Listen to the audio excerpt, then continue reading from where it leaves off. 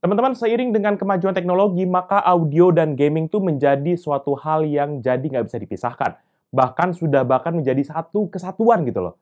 Dan untuk mengakomodir akan hal tersebut, maka beberapa brand tuh mulai melakukan inovasi dalam bidang ini. Berupa contohnya kayak gaming headset yang nggak ketinggalan juga dengan brand dari Fantech.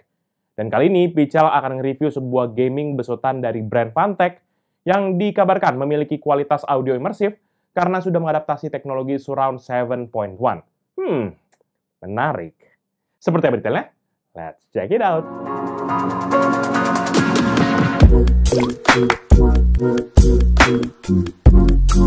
Halo guys, balik lagi bersama Pichel, dan kali ini Pichel akan bahas sebuah headset gaming yaitu dari Fantech dengan kode Fusion HG atau HG22 gaming headset. Gaming headset ini membawa selling point teknologi Surround Sound 7.1 yang walaupun bukan teknologi terbaru, tapi masih menjadi hal yang menarik lah, terutama buat user casual ataupun gamer, apalagi ini urusannya di headset. Oleh karena itu nanti seperti biasa untuk review kali ini, Pichel akan bahas nih headset ini mulai dari packaging luar, isi paket penjualan, penampakan, hingga gimana pendapat pribadi Pichel mengenai headset ini. Apakah 7.1 ini hanya gimmick marketing, teknik selling point doang, atau memang beneran bagus? Jadi, kita duduk manis, siapkan posisi yang enak, buka cemilan, dan mari kita mulai reviewnya.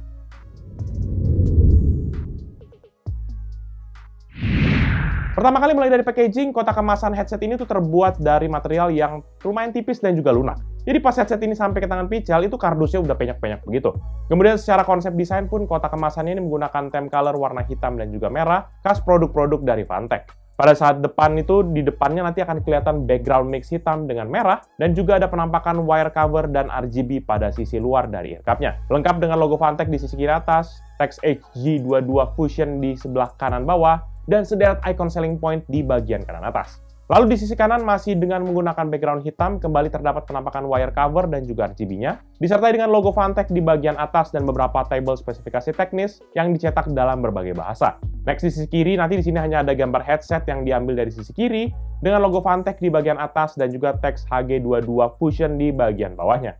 Lanjut di sisi belakang, di sini tampilannya yang jauh lebih rame, karena ada informasi tentang bagian-bagian dari headset, serta penjelasan singkat mengenai aplikasi equalizer dari Fantech untuk menambah performa dari headset ini.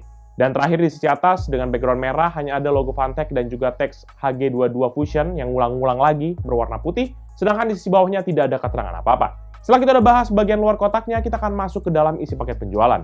Di mana untuk produk ini sendiri kita akan hanya menemukan satu unit headset yang sudah dilengkapi dengan kabel tipe braided sepanjang 2,1 meter, kertas garansi dan buku petunjuk penggunaan, serta sebuah attachable microphone yang sudah dilengkapi dengan busa air silencer.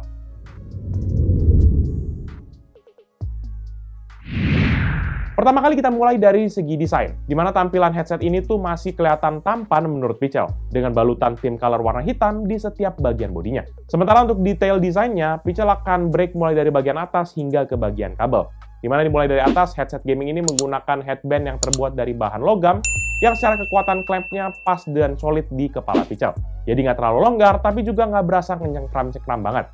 Sementara untuk cover headbandnya ini menggunakan bahan kulit sintetis yang dilengkapi dengan busa di sisi bawah, serta logo dan juga teks emboss dari Fantech di sisi bagian atasnya. Headbandnya ini juga nanti dihiasi dengan separator plastik di sisi kanan dan juga kiri, yang berisi teks Fantech HG22 berwarna silver, dan dilengkapi juga dengan adjuster bertipe stepping yang bisa kita atur sesuai dengan ukuran kepala kita. Lalu sebagai penanda untuk driver headsetnya, terdapat ukiran huruf R dan juga L, dengan gaya yang agak futuristik pada masing-masing dari headbandnya. Tapi sayangnya konektor headbandnya ini ke earcupnya jadi kayak fix gitu ya teman-teman. Sehingga teman-teman suka akan ngalungin headset ini tuh bakal akan kegencet gitu lah. Walaupun sudah di-adjust ke posisi yang paling panjang.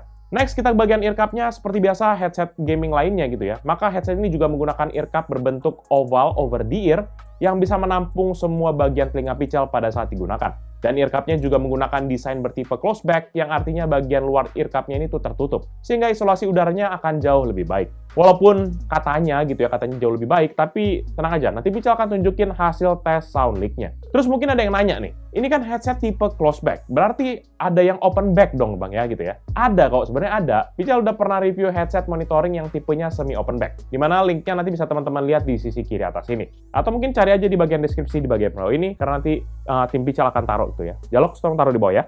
Lanjut lagi di bagian ear cup-nya, di mana sisi dalam dari ear cup-nya itu dilengkapi dengan cushion ataupun bantalan telinga yang terbuat dari bahan busa yang empuk dan dilapisi dengan kulit sintetik, yang dimana memiliki tekstur lembut tapi ada bolong-bolongnya gitu.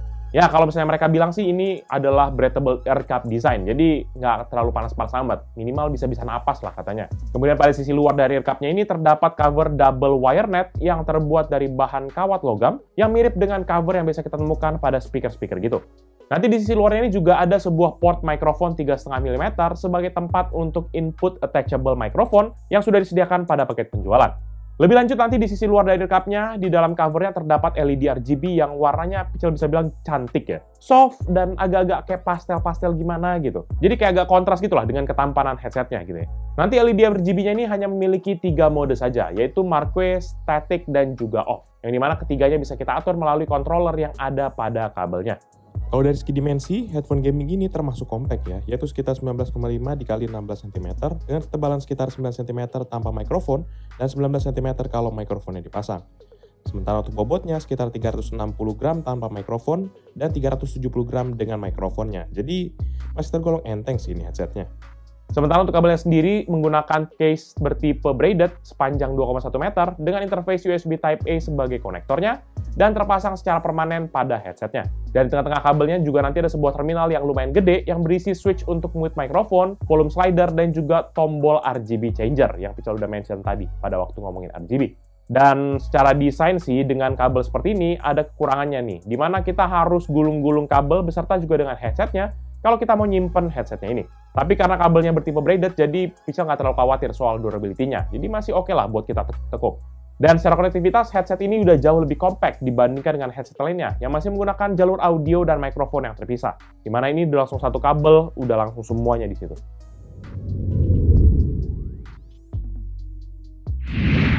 Setelah ngomongin soal desain, sekarang kita akan fokus bahas bagaimana inti dari headset ini, yaitu driver headsetnya beserta dengan mikrofonnya. Pertama kali mulai dari driver headsetnya, di mana terdapat driver sebesar 50 mm yang nggak disebutkan menggunakan material magnet apa. Sementara secara spesifikasi, drivernya ini memiliki independent speaker pada level yang standar, yaitu di 24 ohm, dan tentang frekuensi yang juga biasa aja, bahkan cenderung agak kurang, yaitu di 50 Hz hingga 20.000 Hz. Masing-masing driver headsetnya ini juga mampu menghantarkan sensitivity sebesar 115 desibel, yang di atas kertas sih tergolong tinggi untuk kelas headset gaming, dengan output power masing-masing sebesar 15 mW. Nah, dengan spek yang barusan Pichel sebutkan, bagaimana dengan penggunaan secara real life gitu kan? Teman-teman pasti kan akan nanya, efeknya apa gitu? To be honest ya, Pichel suka nih dengan produksi suaranya. Fitur Surround 7.1-nya bekerja dengan baik, apalagi jika kita gunakan pada game-game yang kayak FPS, macam-macam CSGO, ataupun Valorant gitu. Suara langkah-langkah kaki itu kedengeran banget, bahkan di volume ataupun arah suaranya. Jadi benar-benar bisa langsung through the point gitu dengerinnya. Meskipun ya, sebenarnya dengan headset standar pun juga kita bisa dapat efek begini. Cuma pada headset ini, mungkin karena kontribusi dari isolasi suara dan juga efek surround sound-nya kali ya, membantu buat gaming experience kita jadi jauh lebih baik. Dan yang lebih gokil lagi, kalau kita gunakan mendengarkan lagu dengan beat yang cepat dan memiliki dentuman bass yang kenceng, ini mantap lah. Suaranya masih bisa kedengeran dengan bulat gitu. Memang nggak bisa dipungkiri, ear cushion dari headset ini mengkontribusi isolasi suara dari luar, sehingga suara yang kita dengar tuh bisa jauh lebih terfokus. Tapi ternyata pada waktu Pichel tes di volume 50% laptop dan 100% dari headset, maka suaranya ini tetap bocor keluar. Jadi kalau teman-teman lagi pakai headset ini, harap diperhatikan ya volume suaranya dan materi tontonan teman-teman sekalian gitu ya. Soalnya suaranya kan bisa bocor kemana-mana. Kan nggak mau ya kita mau malu gara-gara suaranya bocor kemana-mana gitu guys.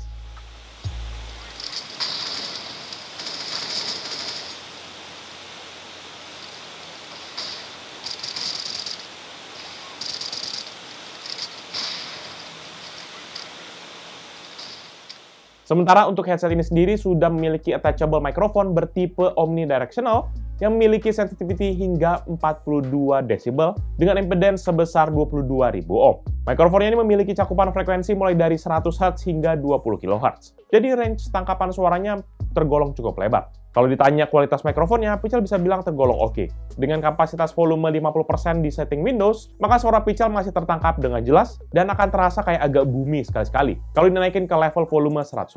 Tapi kalau teman-teman mau hasil suara yang jauh lebih clear, maka pakai aja busa peredam suara yang ada pada paket penjualannya. Secara total sih headset ini nanti juga dilengkapi dengan aplikasi bernama Sniper Audio 7.1 yang berisi tool untuk menunjang kinerja headset dan juga mikrofonnya. Untuk headset nanti ada menu seperti volume control, sample rate, equalizer, environment effect, 7.1 volume speaker shifter, Sear Sync FX, dan juga Sear Surround Max. Jujur li, Pichel nggak terlalu pakai fitur-fitur kayak gini. Soalnya setelah Pichel testing semua fiturnya, suaranya bukan jadi tambah enak, tapi malahan jadi kayak over gitu. Jadi kayak ganggu aja gitu di telinga. Sementara pada bagian menu mikrofonnya, ada juga beberapa fitur, seperti contohnya volume control, sample rate, Sear Sync FX, dan juga microphone boost. Fitur Sear Sync FX inilah sebenarnya yang membuat mikrofonnya jadi agak kayak ada tambah-tambahan fitur lucu gitu. Bikin kita bisa ganti-ganti suara gitu. Nah, daripada penasaran dari tadi Pichel ngoceh mulu gitu ya, berikut ini adalah contoh di mana Jalox akan membuat hasil tangkapan dari mikrofon dari Fantech Fusion HG ataupun HG22 gaming headset. Check this out. Ya, ini dia hasil pengetesan dari mikrofon Fantech Fusion HG atau HG22 gaming headset. Ya, seperti teman-teman lihat di aplikasi Audacity yang ada di laptop yang disulut Jalox ini, kelihatan ya itu grafiknya bergerak, itu tandanya suaranya masuk ya. Nah, terus di sini nih di kabelnya ini ada terminal yang gede banget, gede banget tuh, gede banget. Ini ada tombol mute-nya di sini. Jadi kalau misalnya Jalox mute, nah teman-teman bisa lihat grafiknya berhenti ya. Ini kalau teman-teman dengar suaranya datang dari speaker dari mikrofon yang ada di kamera itu ya. Nah, tapi kalau Jalox nyalain lagi, nah ini masuk lagi suaranya tuh, kelihatan kan grafiknya bergerak lagi. Nah, Fusion HG22 ini punya aplikasi yang nggak harus diinstal juga sih. Namanya, sebentar, ini dia. Namanya Sniper Audio 7.1. Nah, ini ada satu yang bikin Jalox lucu namanya X-Ear atau Sear atau ya tulisannya pokoknya gitu. X-Ear Sync FX. Di sini ada satu menunya yang namanya Magic Voice. Ini Jalox nyalain ya sekarang ya. Nah, ini Magic Voice yang gambarnya dinosaurus. Suara Jalox jadi kayak suaranya si Komo, weleh-weleh gitu, jadi ngebas nggak jelas gitu. Aneh banget lah pokoknya. Tapi kalau Jalox pilih yang ikonnya female, Nah, suaranya jadi kayak tukang bakso borak gini. Tadinya sih saya nggak suka, cuma karena untung saya jadi keterusan. Jadi bagaimana ya? Ya udah sih saya terusin aja. Ya gitu ya teman-teman. Ya udah itu aja ya. Thank you. Overall, menurut pendapat pribadi Pichel, Fantech Fusion HG22 atau HG22 gaming headset ini merupakan sebuah gaming headset all around yang menawarkan kualitas suara yang mumpuni tanpa kita harus tambahan setting macam-macam. Jadi kalau istilah kerennya tuh plug and play gitulah. Karena yang Pichel lihat ini headset ini memang didesain seperti itu. Jadi pasti menyasar pada user ataupun gamer yang memang nggak terlalu suka banyak setup untuk gaming gear-nya dan nggak mau ribet. LED RGB-nya yang nggak terlalu heboh juga bisa menjadi nilai tawar tersendiri untuk beberapa kalangan yang memang nggak mau terlalu agak norak-norak dengan setup yang bling-bling gimana gitu. Dan jenis kabel yang menyatu dengan headsetnya menjadi sebuah nilai negatif tersendiri sebenarnya. Karena kalau kabelnya rusak, kita nggak bisa bebas mengganti kabelnya saja. Harus kita reparasi barengan dengan headsetnya. Ditambah lagi dengan terminal kontrol yang menyatol di kabelnya ini sendiri, secara bentuk sih Pichel rasa agak kegedean ya. Jadi mengurangi ketampanan dari headsetnya ini sendiri. Dan ditambah juga ini portnya hanya pakai USB aja, sehingga nggak bisa kita pakai buat di handphone kita. Secara kualitas audio sih, driver headset ini masih acceptable buat telinga Pichel. Ditambah juga dengan mikrofon yang memang standar aja, Pichel agak ngerasa gimana gitu ya kalau dibandingin dengan harganya. Karena memang headset gaming ini tuh dibanderol dengan harga 400 ribuan di situs resmi dari Fantech, dan 300 ribuan di online shop resmi Fantech Indonesia. Jadi gimana teman-teman? Masih tertarik dengan headsetnya atau mulai ilfil-ilfil gimana? Atau mungkin malahan makin semangat? Coba komen di bawah. Dan buat mungkin teman-teman yang berminat dengan produk ini atau mau cek produknya, nanti bisa cek di description yang Pichel akan cantumkan di bawah ini.